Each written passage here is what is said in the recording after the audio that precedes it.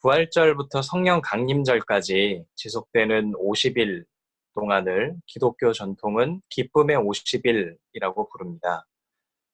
말 그대로 예수님의 부활을 기념하고 기뻐하는 시기입니다.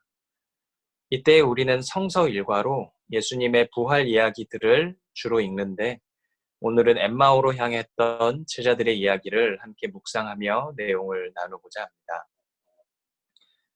오늘 함께 읽은 본문은 공관복음서 중에서 누가복음에만 등장하는 내용입니다. 일요일 아침에 여인들은 향료를 가지고 예수님의 무덤을 방문했습니다. 그런데 이 여인들은 그 무덤에 돌문이 굴려져 있었고 예수님의 시체가 없는 빈 무덤을 발견했습니다. 이내 11 제자들과 모든 이들에게 이 소식을 전했습니다. 예수님께서 부활하셨다고 말이죠. 베드로를 제외한 모든 제자들은 이 부활의 소식을 대수롭지 않게 생각했습니다. 그들 중에 2 사람이 선지자를 잃고 허탈한 마음으로 예루살렘에서 10km 정도 떨어진 엠마오라는 마을로 떠났습니다. 그들은 길을 가면서 지금까지 일어난 일들에 대해서 이야기를 나누었습니다. 예수라는 사람에게 큰 희망을 걸었는데 그의 삶이 물거품이 되어서 허탈한 대화를 나누었지 않을까 개인적으로 추측해 봅니다. 이때 길을 가던 2 사람의 대화에 부활하신 주님께서 끼어드셨습니다. 무슨 얘기를 그렇게 하고 있어요? 그러나 엠마오로 가던 2 사람은 자신들의 대화에 동참하신 분이 누구신지 알아채지 못했습니다. 성경은 그들의 눈이 가려져서 그가 주님인지 몰랐다 이렇게 증거합니다. 무슨 대화를 하느냐는 주님의 질문에 2 사람이 슬픈 빛을 내보였습니다. 여인들로부터 부활의 소식을 들었음에도 불구하고 깊은 시리에 빠져있는 모습이었죠.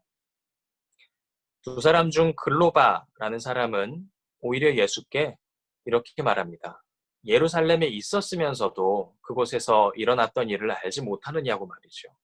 핀잔 섞인 어투로 말을 합니다. 그는 이렇게 말하죠. 예수라는 사람이 자신의 민족을 해방시킬 것이라고 기대하고 있었는데 종교 지도자들이 그를 못 박았다고 말이죠.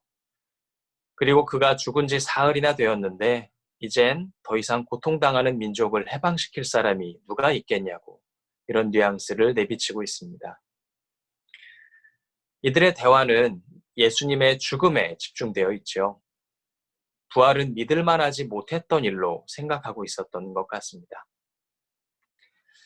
저는 부활의 계절에 이 본문을 읽다 보면 늘 의문이 들곤 했습니다. 멀든 가깝든 예수께서 가르치는 것을 꾸준히 보아왔을 제자들일 텐데 자신들의 눈앞에 나타난 예수를 알아보지 못하다니요.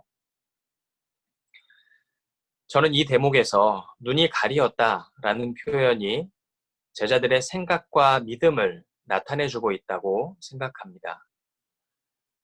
예수께서 제자들과 함께 생활하는 동안에 그들에게 자신의 죽음과 부활을 수차례 이야기하셨음에도 불구하고 정작 제자들의 인식에서 예수의 부활은 그다지 크게 중요한 일이 아니었던 것이죠.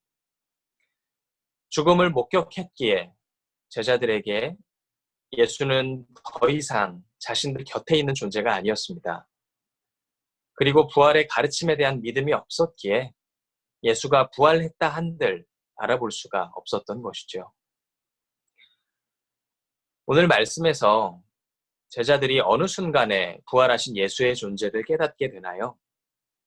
오늘 본문 30절과 31절은 이렇게 말합니다. 그들과 함께 음식을 잡수시려고 앉으셨을 때에 예수께서 빵을 들어 축복하시고 떼어서 그들에게 주셨다. 그제서야 그들의 눈이 열려서 예수를 알아보았다. 이렇게 말이죠. 어떤 신학자들은 이 본문을 성찬의 본문과 연결시키기도 합니다. 몇몇 동사들이 똑같이 쓰였다는 이유에서 그런데요. 성찬을 통해서 예수의 현존을 느낀다는 방식으로 말이죠. 그런데 저는 그보다 이 식사 자리가 아주 평범한 식탁, 일상의 자리라고 받아들여집니다. 해가 저물고 긴 시간을 걸어서 허기진 이들이 함께 밥을 나누는 자리로요. 마을까지 10km라는 거리를 오는 내내 부활하신 예수와 이야기를 할 때는 몰랐던 것을 빵을 먹고 나서는 알게 됩니다. 부활의 신비가 가장 일상적이고 평범한 삶을 통해서 깨달아지는 순간이지요. 그제서야 두 제자들은 엠마오로 걸어오는 내내 자신들에게 이야기하셨던 분이 예수님임을 알았습니다. 그리고 그의 메시지로 인해서 자신들의 마음이 뜨거워졌다는 것도 깨달았습니다. 일상이 부활의 의미를 이해하는 열쇠가 되었습니다.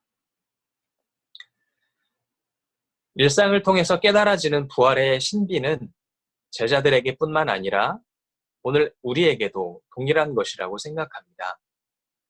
오늘 우리에게 엠마오는 어디일까요? 저는 우리가 사는 일상이 평범하게 지속되는 매일매일이 곧 부활하신 예수를 만나는 계기가 되어야 한다고 생각합니다. 오늘 기독교가 현실과 분리되어서 신비만을 탐하거나 혹은 내세에 대한 믿음만을 말하는 종교로 비춰지고 있지는 않나요? 예수님의 복음과 또 오늘의 교회는 철저히 오늘의 현실에 또 우리의 매일의 삶에 맞닿아 있습니다. 오늘 말씀 33절은 동시에 우리가 기억해야 할 한 가지를 더 전해주는데요. 부활하신 예수님을 만난 제자들은 깨닫자마자 곧바로 일어나서 부활의 장소인 예루살렘으로 올라갔습니다. 그리고 자신들이 경험한 부활의 소식을 전했습니다. 오늘 본문은 곧바로 일어나서라고 단어를 사용하고 있죠. 함께 식사한 시간이 저녁이었음을 생각해 본다면 한밤중에 혹은 동이 터오기 직전에 그 어둠 속에서 다시 예루살렘으로 올라갔음을 우리는 깨달을 수 있습니다. 제자들이 부활의 소식을 듣고 몸으로 체험하고 다시 예루살렘으로 뛰어갔듯이 부활의 신비를 우리 삶 속에서 깨닫고 믿는 일은 나와 우리 주변의 생명을 살리고 풍성하게 만들 때 일어납니다. 예수께서 그 자신이 십자가에 달리기까지 죽임의 세력에 정면으로 맞서서 소망을 잃었던 이들을 살리셨던 것처럼 오늘 부활을 믿는 믿음은 억압하고 죽이는 힘에 맞서서 숨쉬는 것들의 소중함과 아름다움을 보듬고 살려내는 곳곳에서 생겨납니다. 오늘의 엠마오는 그렇게 살림이 일어나는 우리의 일상 곳곳입니다. 더욱이 지금과 같이 전에 없던 상황으로 모든 일상이 바뀌어버린 우리 삶에서 부활의 믿음은 일상을 잃어버린 이들의 삶에 함께하는 것일 것입니다. 우리가 그동안 자연스럽게 이어오던 평범한 삶이 곧 부활의 신비를 전하는 장입니다. 지난주에 천진성 목사님께서 선한살림교회 프로젝트에 대해서 말씀해 주셨는데 저는 이 프로젝트가 무엇보다 이 시기에 우리가 서로를 회복하고 살리는 일이며 잃어버린 일상을 되찾게 해주는 일이라는 감동으로 다가왔습니다. 바라기는 우리가 이 기회를 통해서 서로의 일상을 격려하고 살림으로써 오늘 우리 모두의 삶에 부활의 의미를 나타내었으면 좋겠습니다. 사랑하는 살림 가족 여러분, 이 시기에 우리가 서로의 삶을 보듬고 살려내는 모습을 통해서 우리 일상 속에서 부활의 신비를 경험하는 매일매일을 보낼 수 있기를 간절히 소망합니다. 잠시 침묵으로 기도하겠습니다.